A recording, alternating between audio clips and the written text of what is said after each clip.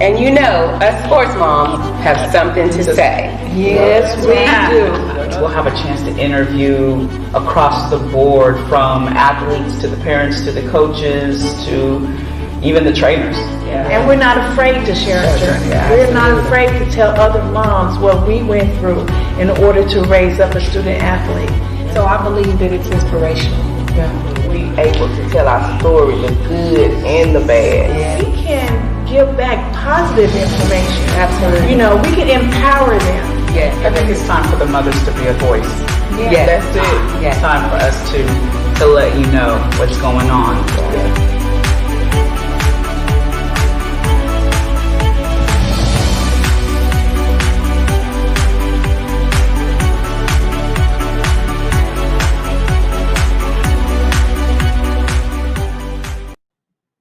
What's up, everybody? It's Karen in the house. That's K-Dog.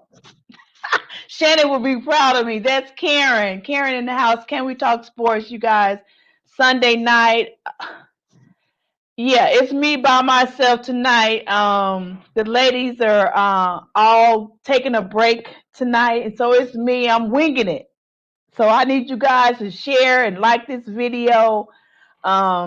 Let me just tell you about my week, you guys.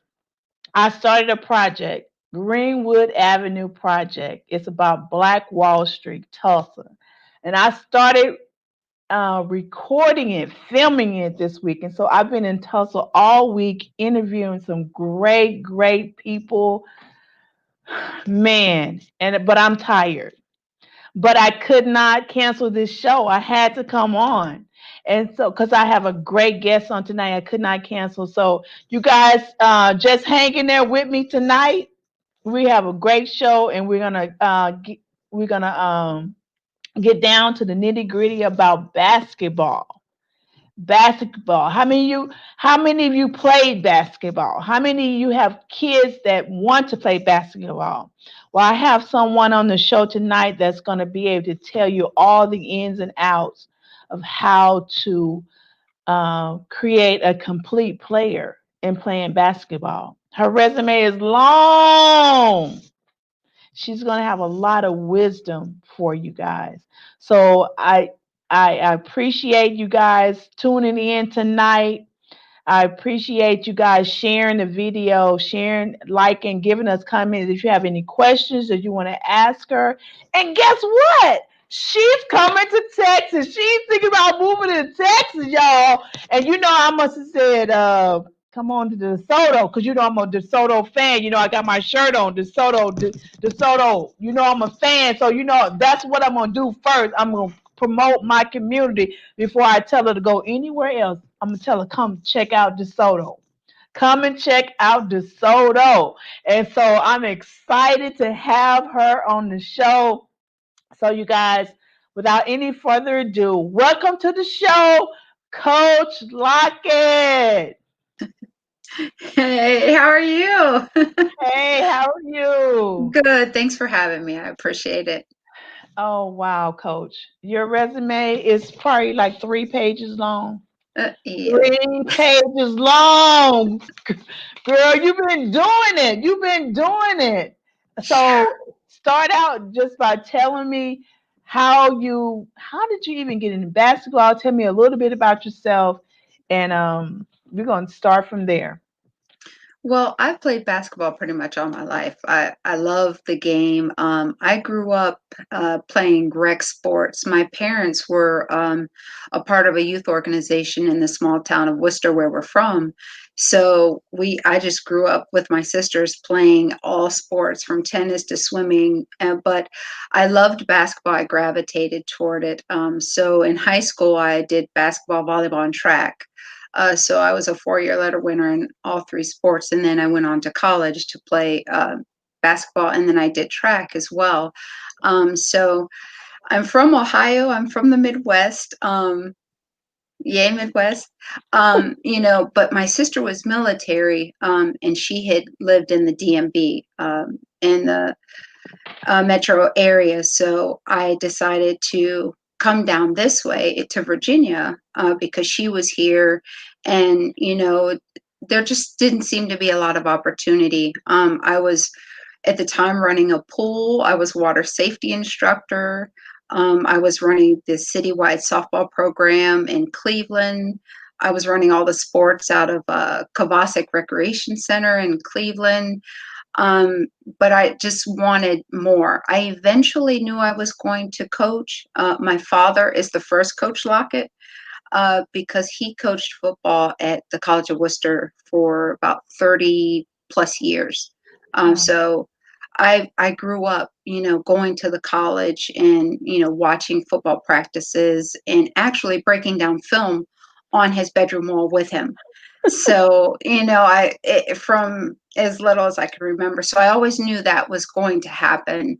But I was just kind of finding my place, from moving from Cleveland to then Virginia. And when I got to Virginia, I actually started playing racquetball with a firefighter that said, "Hey, you look like a firefighter." And I said, "Well, I tried out in Cleveland and I literally on a fluke just didn't make it." And he said, "No, I think you should try again." So I did. And then I ended up becoming a firefighter in Prince William County. So I was a firefighter for 6 years. I was an officer, Wow. a driver operator, and I was one of 3 Black females in the entire department. And the other 2 Black females they rode on they were medics. So they rode on and a medic, uh, excuse me, I'm sorry, my brain is going, but they rode the medic unit and I rode an engine unit. I was an EMT, but I wasn't a medic. So it was a little difficult, making that transition from riding in the back to riding in the front seat and giving orders, especially being a minority all the way around. So I did that for about 6 years, and then I was like, okay, it's time to coach. It's time to do the thing that you want to do, that you love doing. So I left the fire department. I went back and I got my master's degree and in athletic administration and coaching.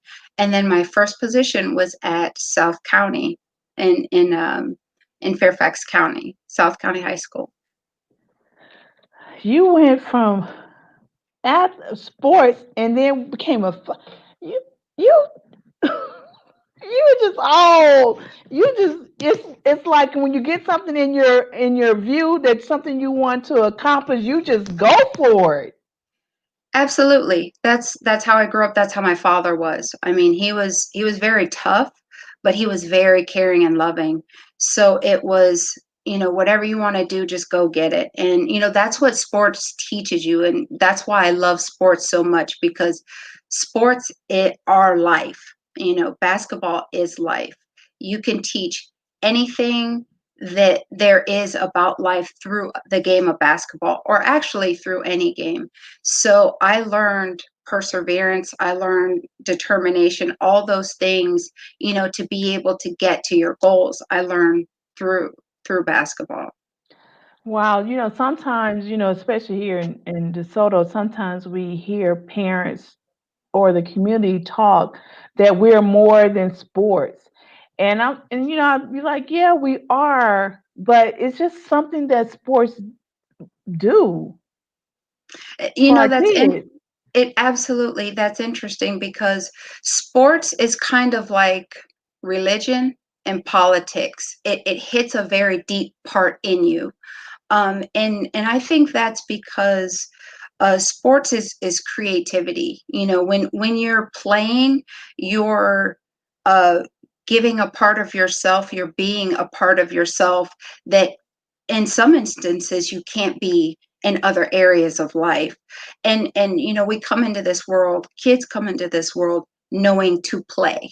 Mhm. They meet other kids and they play, or they go to their house, can so and so come out and play, and that's how they bond, and that's how they share their love. But we grow up and we become adults and we tend to forget that. But it's funny, because my sisters always laugh at me, because I always say, that I feel closest to God when I'm on a court. or when I'm playing, because ever since I've been little, I've always been that kid where my parents had to whistle or they had to come get me because I was off playing somewhere. So I'm the coach that learned how to whistle. So a lot of times I'll be on the court and I'll whistle and they know that's that's me. But I say that in jest, but I say that because a lot of kids, and I was one of them back then, their outlet, their way of expression, and their way to show their love and their passion is through that sport, is through that game. And I feel strongly that we as coaches, it's our job to foster that, to allow them to be that, to bring out the best of themselves. So how do you keep kids or athletes to enjoy the game and let it be fun versus taking it so serious? Um, how do you keep them? How do you help them to balance it? Well, it's a fine line because, nowadays kids understand, student athletes understand that I can get to college and I can get my education paid for by this. So, you do have some parents and some kids who are very, very serious and they think that more is better. And if I just play, or if I'm on two AAU teams along with my high school team or my, you know, other team, then that's good. When in actuality, it's not. Um, because they need to understand that you have to be, in order to be a whole player, you have to play other sports. I'm a big proponent of playing other sports because when you train in other sports, you train different muscles. If I don't know if you've noticed nowadays, that kids are getting knee issues, tendonitis, hip issues, ankle issues at the age of 9 and 10. Well, why is that? Because that's something that only high school or college athletes used to get. Well, now we're seeing, young girls and boys getting these injuries. Well, it's because it's overuse. They think I'll just play all these, on all these different teams and get this exposure and it'll be great. When in actuality, it kind of, works against them. So what I do is I always try to educate parents and players and let them know you still have to be a kid, first and foremost. It's going to all be out there for you, as you grow up. But play other sports, learn what you love, learn yourself through the game. I think one of the things that we do as adults is we want so much for children that we just try to force them or get them to specialize or to, Yeah. do these things now so that they can be better than the next person, and then get that exposure. But that's not necessarily what the girl or the boy wants. Some just want to be kids and they just want to play. So allow them to do that. And then you have some players, 9, 10 years old, they are serious. They are like, I want to practice today. You don't even have to go get them to ask them to practice. They will be out there all day, every day, from sun up to sundown, watching all the games, trying to mimic the games. I was that kid, so consequently, when I first became a coach, I thought that's what you do. Oh, you've got to do this and this, and I quickly realized that you have to first find out what it is they want. Are they just playing because their friends are playing and they enjoy it? Or are they playing because they want to get to the next level? And then coach them accordingly. So really, it's just about relationships, showing them that, I love you as a person first, that even whether you play this game or not, I'm still going to care about you. If there's something I can do for you or help you, then I'm going to do that for you. And some coaches, they just kind of, you know, use that kid to get what they want, or, especially if they're really, really good. And sometimes that kid kind of gets burnout, you know, and you don't want to burn that student athlete out, or that young girl or young boy out. Let them be who they are. let them advance the way that they want to, just foster that.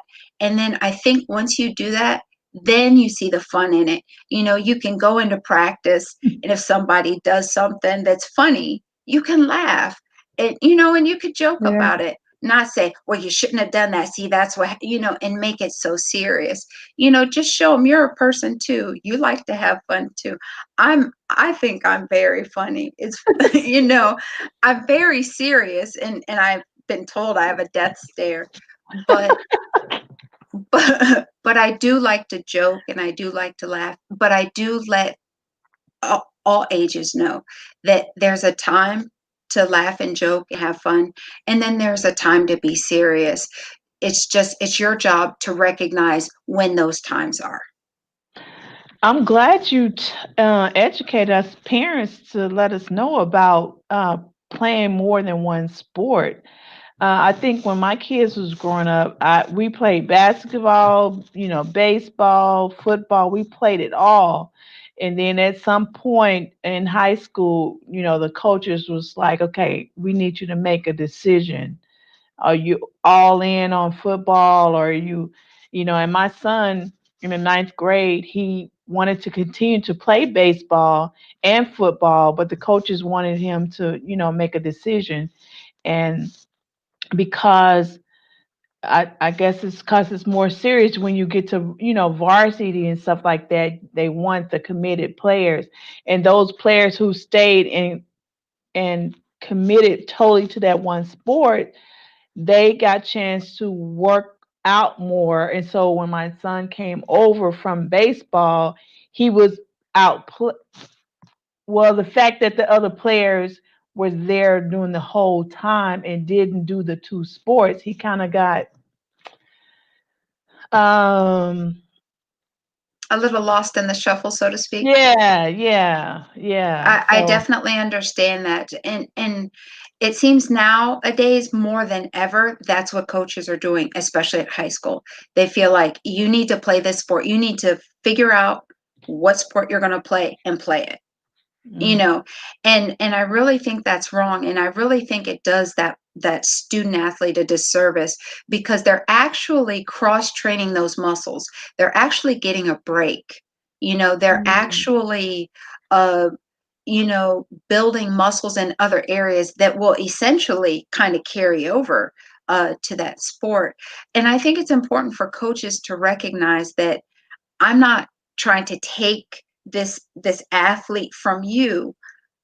They're good at it. They like to play it. So, why not come out for our team and help our team and work together in that way, and not see that as, oh, well, you're taking away from this sport. mm, Because in actuality, the football coach could say, hey, I know you like baseball. I know you want to play that. Well, these are what our workouts look like. This mm, is what we're doing. And then allow your son or that player to say, okay, and then after baseball practice or whatever, then they can go do those workouts. okay. Have that coach say, you know by playing baseball, you might miss out on some of the things that we're doing in the off season, but if you stay connected with me, if you let me know what you're doing, then I can give you extra workouts. We can still involve you if, let's say, they have some type of training, or where, because some coaches will bring in a trainer, Yeah. for their players. Then he could say, hey, we've got this trainer coming in on this day, can you come? And it might be that, the player can say to their other coach, this is just baseball practice or whatever, and I know we don't have a game coming up. Would you mind if I went to this training session, and I can do extra batting practice or whatever? Right. It can be worked out. It absolutely can. So when coaches look at it that way, I think it's a win-win all the way around for the parents, the Yeah. players, and all the coaches. Yeah. And so I'm glad, I mean, you just just making us aware about the muscles. We don't even think about, playing the different sports, you're working the different muscle.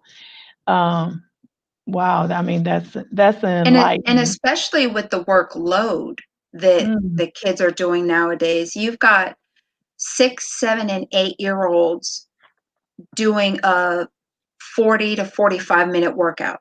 The Mm. workload for a 6, 7, 8-year-old is really, really heavy. That's a lot.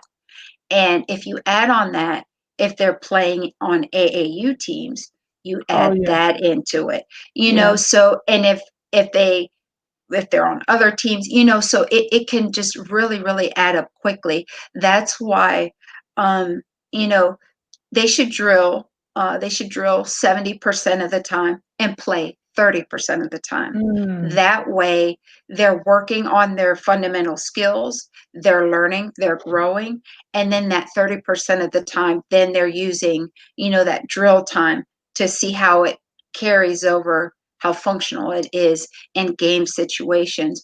But when you have kids drilling and drilling and playing and playing and it just wears their muscles and their tendons and their joints out because they're developing. We have to Wow. remember these are young children that are developing, and we can stunt that in some way, or we can harm that in some ways if we just keep putting this workload on them that we feel that they should have in order to be good, but that doesn't necessarily make a player good or competitive. And nowadays, because sports is so big, they're going after our kids at an earlier age. I remember there wasn't like it's not called AA football, but there was you only played football in that particular season. But now they're having travel teams. Now they're going around and playing championship games with the football players. So they're gonna start hitting, well, they have that contact, but it's going to be more contact on their bodies at an early Hmm. age. Hmm. Wow. Absolutely. And you know, that's what age we're in now. Everything is travel, everything is exposure, more is better. And, parents and coaches really um, they have to decide how much is enough. You know what I mean? Mm. Because you want to be competitive, sure. And you want to give them the tools to be competitive, but you don't want to burn them out, so maybe cut back on some of those games, maybe add some fun things in there, some field trips. Now they're starting to go to contact, no head contact because, no helmet contact because of Mm. injury, things like that. Plus, they're outside and with the heat, especially that Texas heat, Right. it can, be a lot. So you just really have to educate yourself on what is best, Yeah. because some coaches, you know, we coach by what we've seen, what we've lived, how we played, how our coaches were. But those, in my opinion, those times are over. Now you have to coach based on the education and the information that's out there, because the game changes so much. The game that you see on the collegiate level is now being passed down to the high school level, the middle school level, and all those different things, and that's because if I see this 9 or 10-year-old early, then maybe I can keep my eye on them, and then that'll be the one that will come to my team, and that sort of thing. So that's why coaches are focusing on these players a lot sooner. And think about it. If I was as a college coach, if I offer a 9 or 10-year-old a scholarship to my institution at 9 or 10, I say, hey, come play for me. I'm offering you a scholarship. You don't know what's going to happen, how the growth of that kid, the maturity, the maturation, what that kid's going to be at 13, at 15, and it becomes one of these things where we're just, it's like a warehouse. We're rolling all these young, players in, you know and then we're rolling in even more. So it's Wow. just, parents just really need to decide how much is enough, for their players. And remember, they need off seasons too. They need off seasons too, especially for, let's say, a high school player like myself back then, who was playing 3 sports all through high school. Right. So then you've got the summer. Well, then you've got summer camps. You've got AAU. So you really gotta, just allow them to be who they are. Help them in their journey. If they really love it and they want to learn more, and you feel that their coach isn't getting them the knowledge that they need, isn't helping them to progress, find that next coach or that next trainer that's going to get them to the next level then. But they have to rest at some point. So Well, from what I know for my son, we were a sports family. My husband was a coach, and like I said, he played sports. And what I learned later on is I didn't create a balance for him. All we did was sports, sports, sports, sports. I didn't introduce him to anything else to show him anything else that he liked. And so when he didn't play sports, it was like, okay, who am I? What is it that I like to do? And so that's kind of like my life mission to tell parents, show your kids something else that they like to do, whether it's music, drawing, writing, something else. Because especially with COVID-19, and we'll talk about that COVID-19, uh, we didn't really know whether we was going to continue to be playing sports. And so if that's all they depended on, we've been dealing with a lot of players dealing with mental illness or depressed because they can't play sports. And so, but if they had something else they love to do, they could balance off of that. absolutely. Growing up, my parents told us we had to play an instrument. We had to. And we also had to play a sport. So, we were going to do those things, and then we were going to go to college. But Mm. they allowed us to pick what we enjoy doing. So you can pick, but these are the guidelines. And I think when you give your children kind of just a framework, these are the things that I expect. You can choose. You could choose what you'd like, but these are the things you need to do. So when you do that, it kind of lays out something for them. But when you see them doing the same thing all the time over and over, that's when you need to say, hey, what else is there? What else is there for you? What else do you like? Maybe today, or maybe you schedule like a painting session. You know what? Today I thought we would go and paint something.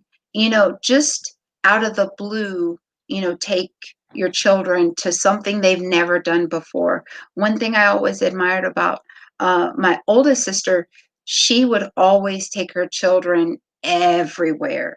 Everywhere. She was always finding free stuff for them to do, whether it be travel, the Smithsonian's, having picnics, looking at art, doing art, whatever it was, because that's how we grew up.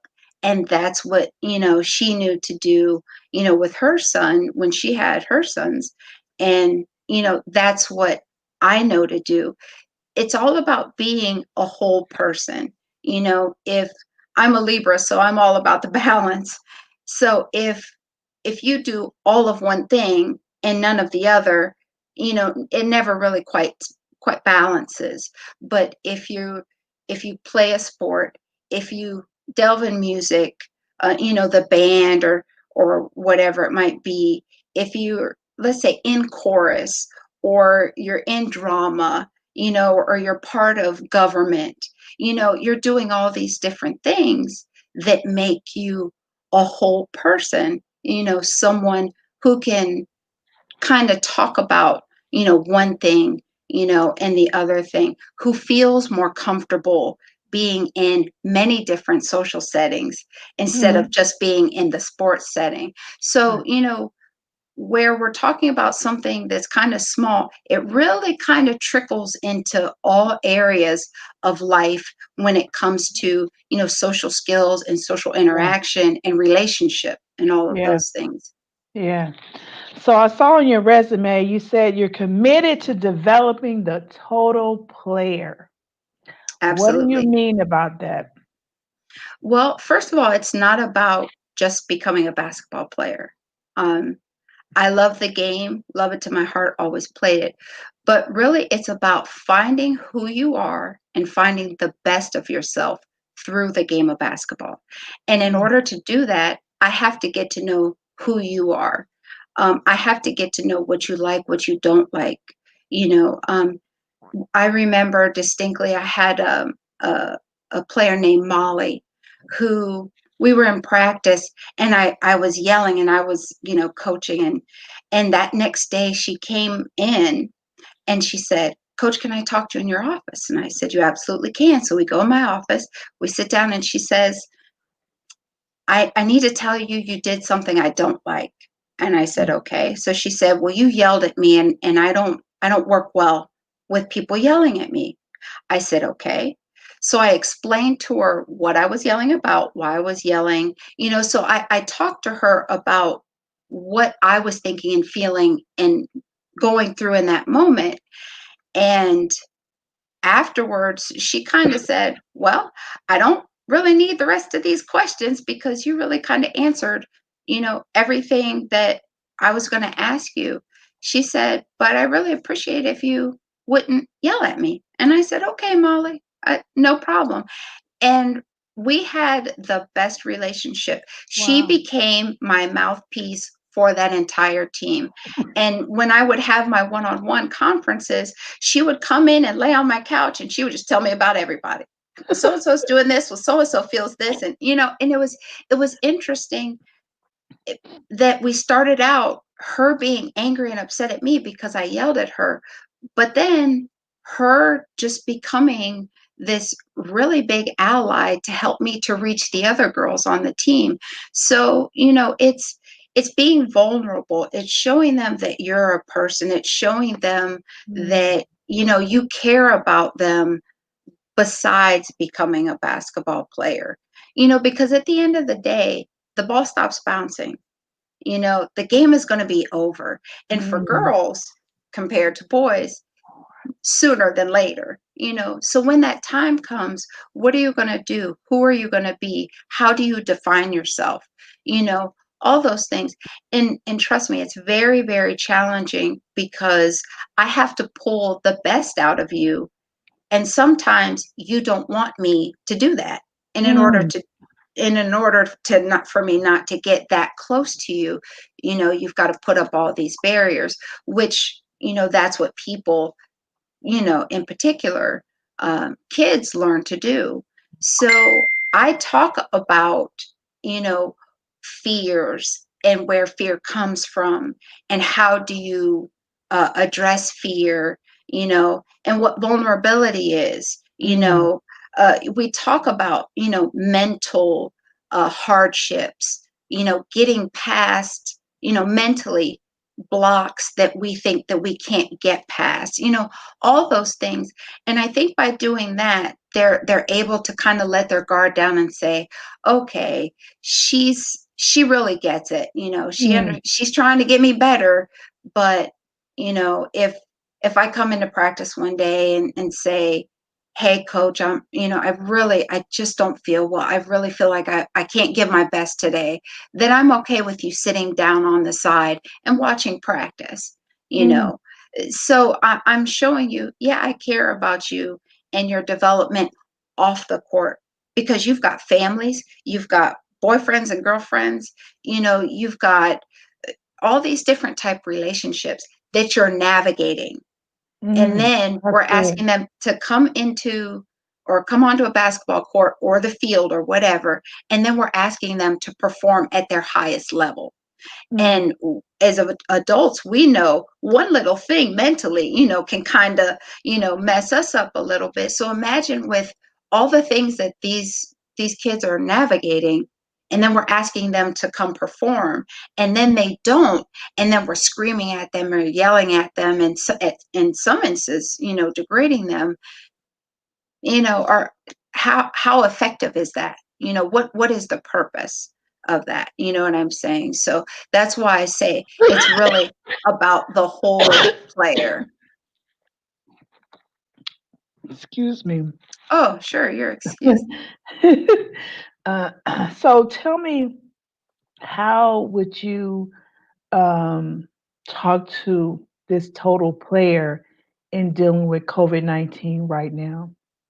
How would you teach them to deal with whether or not they're this game that they've been playing all their lives and wanting to reach the highest level, and especially for those who are trying to get scholarships, and because seasons being canceled, colleges can't see them. How do they navigate this particular time that's going on in the world with their ambition of being something greater in sports? Well, first of all, they got to know that this is, yes, things have changed in our society and things will be different moving forward, but it's not over. Mm, For you'll still be able to play the sports. Luckily, the NC2A has, given time back to sports that were, put on hold or canceled. So they're getting that eligibility. So we're kind of in this holding pattern. So really, first and foremost, you got to pray. You have to have a faith foundation. That's first and foremost, because this mm, time is giving everyone a time to just stop. that's Everybody good. that, we're a go go go society. God do this, God do that. And I'm just a firm believer in God makes everything happen the way it has to happen. So he was like, everybody's going to have to stop what they're doing. Everything that you've been doing or that you're used to doing, you're not going to be able to do that. What are you going to do? Who are you going to turn to? Because you've got to have something to turn to, something to help you through that. So I always say pray. I've become a part of more Bible studies. I've been reading more. Take walks. Mm, yeah, Do small things that give you pleasure. So for a small child, if playing basketball is all they knew and that's what was fun for them, well, as their parent, go out and play with them. Put in little challenges. you know um Call the trainer and ask, the trainer to train them virtually. Because I we did that's what we did with junior NBA. We did a 4-week virtual training camp, you know, and it worked really well. We got to see them, we got to coach them, they got to see us, and it worked really well. So this time is finding ways to be creative, so parents, well, they have to be at home, schooling their children anyway. Find something that child loves to do, and then just kind of foster that, but let them know it's not over. You can still yeah, play. Get out there and go do your drills. Challenge yourself, set goals, make a big poster board, and set some goals. Okay, this week I'm going to make 53 pointers, or mm, whatever. I'm going to make 250 layups, or I'm going to make 15 in a row of a certain shot. Just challenge, and then get, neat little stickers or whatever. And then when they do something really well, put that sticker up there, celebrate it, put it on Facebook, and show your children. right. Because those are the things that lets them know that, yeah, I'm doing it, I'm getting better, and mom notices or dad notices, and that keeps their spirits up. The one thing you don't want to do is just make it seem like it's all doom and gloom. Their sports are just going ending as we know it, and just you can go play however. Just build them up, make whatever environment that you have fun for them, and then just stay connected with the coaches. We're in a pandemic, sure, but we've got Zoom, we've got Facebook Live, we've got IG, we've got Snapchat, we've got every kind of platform there is out there for you to be able to stay connected to anyone. So just stay connected to the coaches. Hey, coach, what can I be doing? What does it look like? Get updates from the coaches. Are we going to be on campus, in the next couple weeks, or are we not? Things like that. And that way you don't feel alone. Just stay connected. Even if it's just as simple as a little Snapchat, just a little picture, maybe you with the ball, or, you did a little move, have a parent, take a video of a little move or something that you did, and stay connected to that coach. And that goes a long way. And I know that's a mouthful, but That's good. That's good. Now, when my son was in sports, um, and we was trying to get him a scholarship, everything that I saw, that I researched, it said that it's not up to the coach to get the kid a scholarship. It's up to the parents to get the kids scholarship. So, can you offer any type of advice to a parent on what they need to do if they are trying to get their athlete a scholarship to play sports? One of the things that I always say is it's important for you to go to camps. Now, we are in a pandemic, and we probably won't have camps for the next summer or two moving forward. But you want to stay connected to coaches. I say the sooner you start, the better. If you know that, if you're a middle schooler and you want to play in high school, you want to play on the next level, you should sit down and write out at least 5 schools that would be OMG if I got into these type schools. Then you want to write down 5 schools that I think I could go to that, to those schools.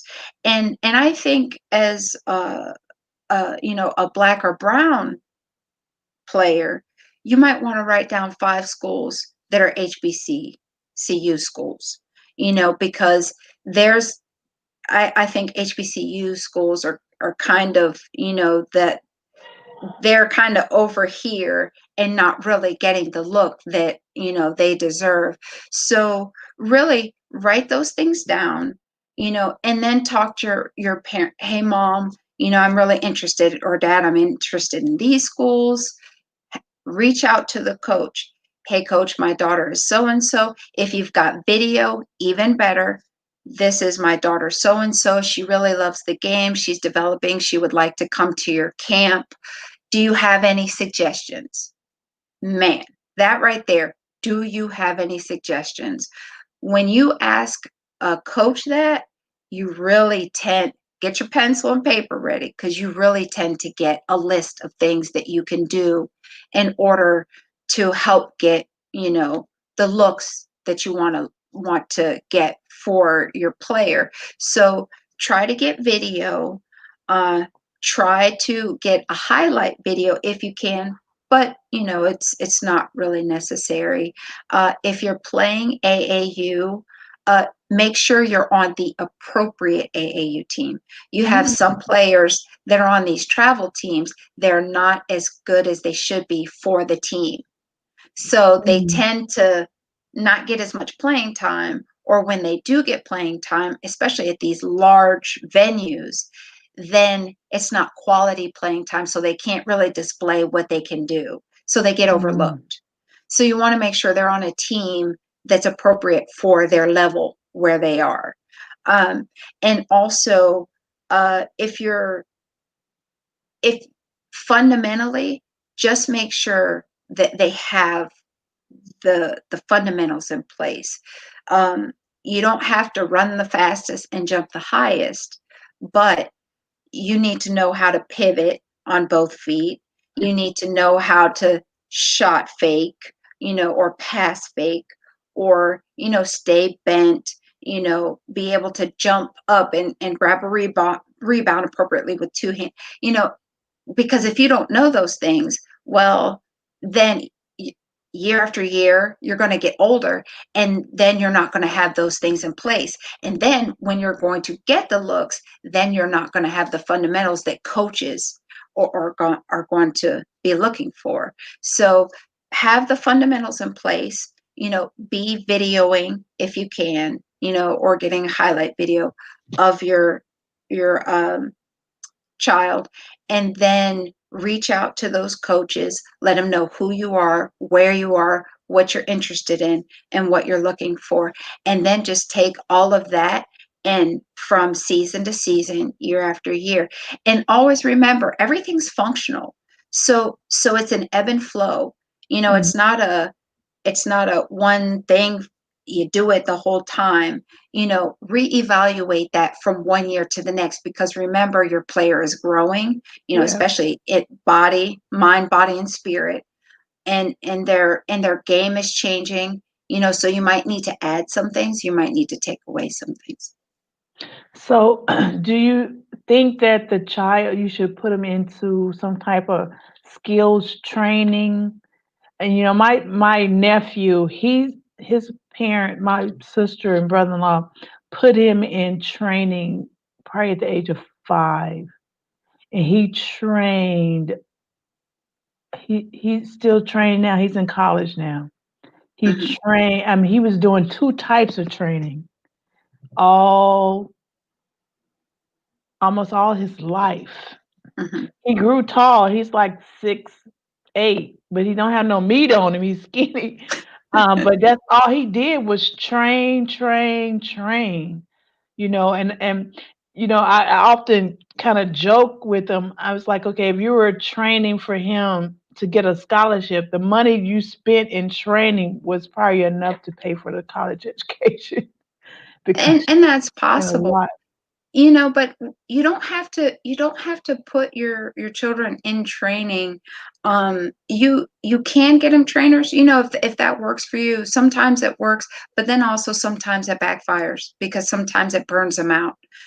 So just find little things for them to do, little skills things. The internet is a wonderful tool, so find a drill or something, and then have your child do maybe 2 or 3 drills, and then have them master it. If they can master it, then you let them move on, but let them get good at it. Yeah. um but some trainers, are good trainers. It all depends on, how you choose to, you know go about things. But I know for myself, if I had a child, the first thing I do is just play with them. Just take Mm. them out there and play with them. Find out where their skill level is. Find out how much they love it, if they even love it. You know, it might just be something that they're doing just because they see their friends doing it. Find out how they feel about it, and then just go from there. Because there might be days where they're like, I don't want to train. Okay, well, Mhm. what do you want to do? you know as long as they're not sitting there on a video game, day after day, then there is some type of, development, going on. But just as long as you're involved, as long as you show them that it's okay, if this isn't for you, it's okay. Now, if you say you want to be in training, and you start training, and I paid this money for it, now all of a sudden you say, hey, I don't want to do that. Right. Okay, then now we have to make a game plan. But Yeah. parents also have to be prepared for that. I think some parents aren't quite prepared for that. They put all this time and money into, their child, and then all of a sudden they're like, yeah, I don't want to do it anymore. And they're like, wait a minute, I paid Right. for this and I did. That's one of those things that, you just got to know that might happen. Yeah.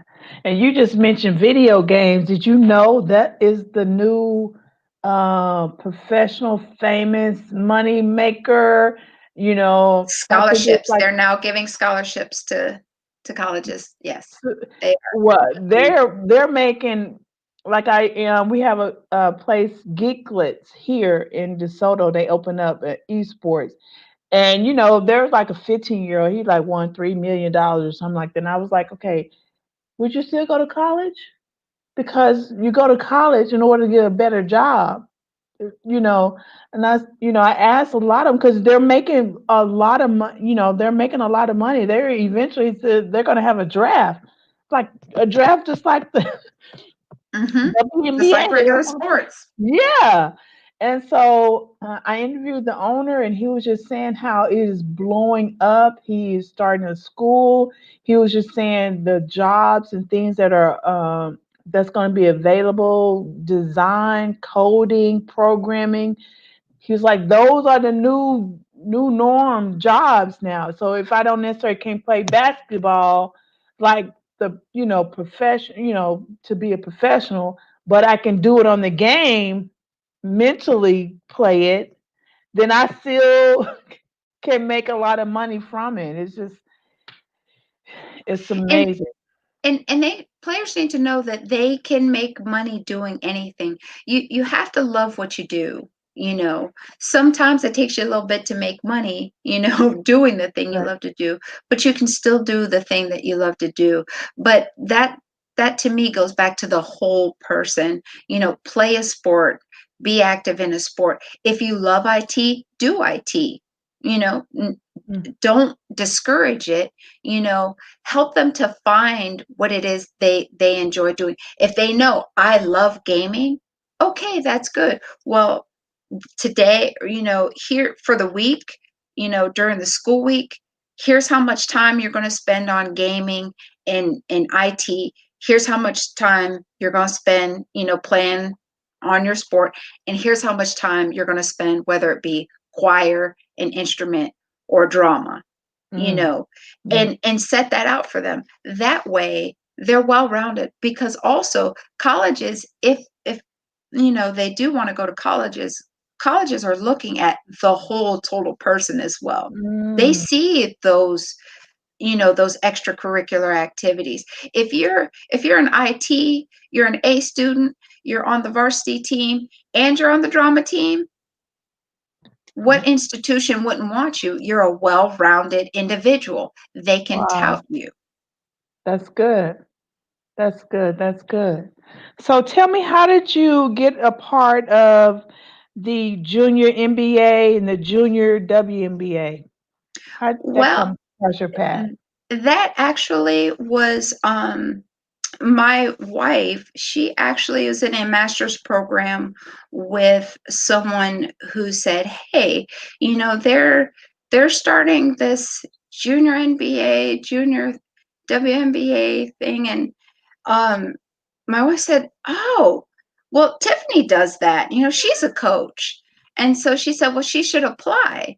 So I applied, and hot dog, I got it. Oh, So it's at the time, it was just starting. A gentleman by the name of Shannon Clancy. He was new. He's from New York. He had just come down, and he became the director. So they're just, we're starting up the youth division, so to speak. So I applied, and he saw my credentials, and then we met, and it just took off from there. From our first summer of camps, each summer it just got bigger and bigger, wow. and the quality of what we do has just gotten better from one summer to the next.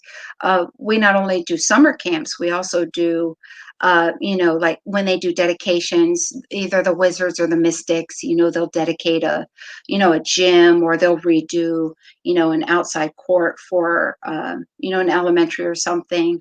And then we kind of go and we help, celebrate that. We'll Oh, do wow. drills and show them things. So it kind of, worked that way, in that, I kind of knew someone that knew someone, but that's really kind of how it goes in this business. Like we were talking earlier, coaches kind of hire who they know. Right. Rarely do coaches get a job and they don't have a staff, or they don't, have somebody they know to call.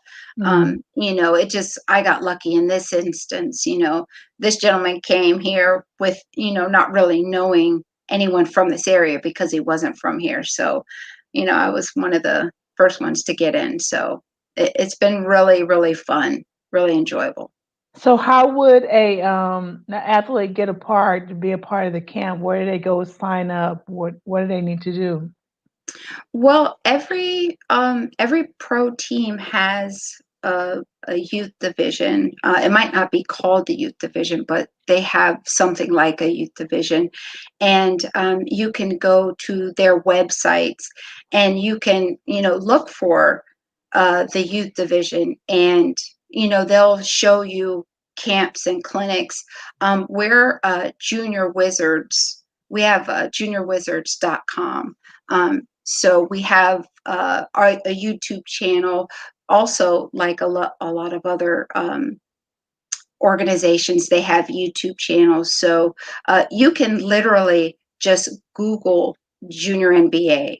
So if you're, let's say, if you're in the DC metropolitan area, you can Google Junior NBA, and it pops up our camps, our clinics, contact information, what we have going on, all those different things. So, if all else fails, just literally, Google Junior NBA, and it will pull up. And you could put, if you're in the Dallas area, you could put Junior NBA / Mavericks, or, whatever. Okay, good. You, I'm gonna be looking for you a job. Well, I would appreciate that. Thank you.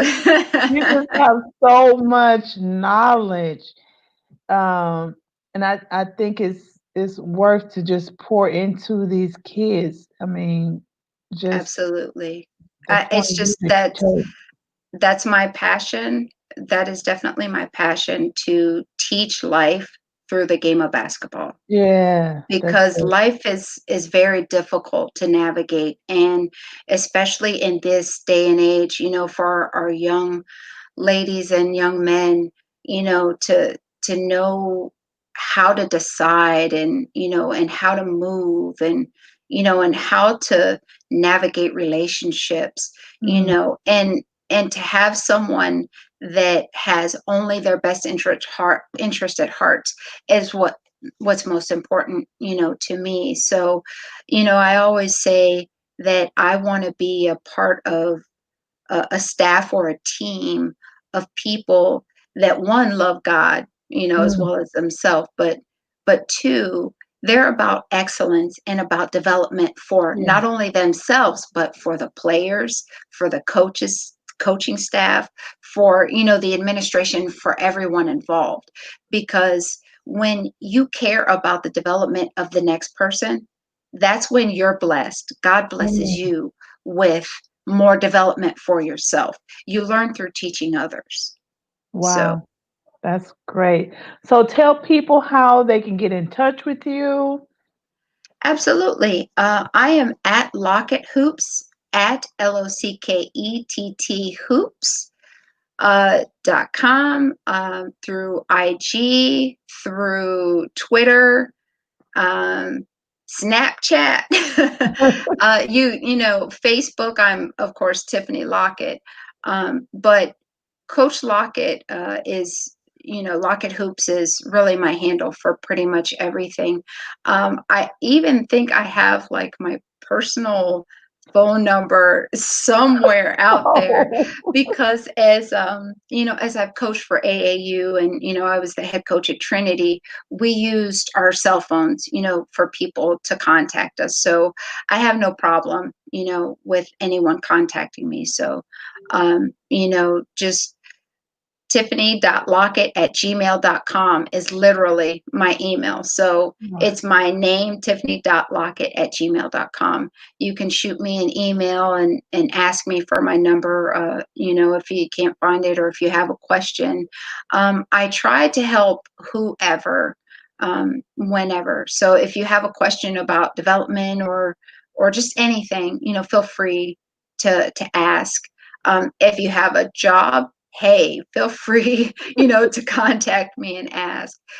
So I'm really excited about moving to that DFW. I'm learning to say DFW, not just Dallas, but Right. DFW DFW. area. And I've connected with some people that around that area already that are really nice people. So I'm looking forward to seeing what God has for me next. Awesome, awesome. So are you going to be moving here this fall or how soon?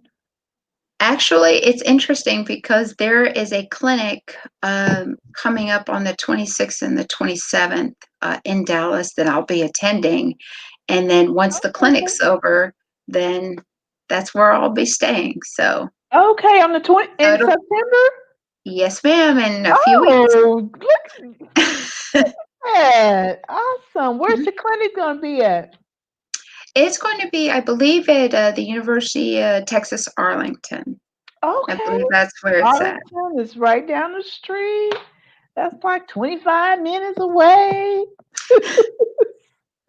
And I think we had a another coach on the show, and her daughter. She took her daughter off to college at University of Arlington, Texas. So she's playing basketball there. So Okay. wow, yeah, that's cool. So yeah, hit me up.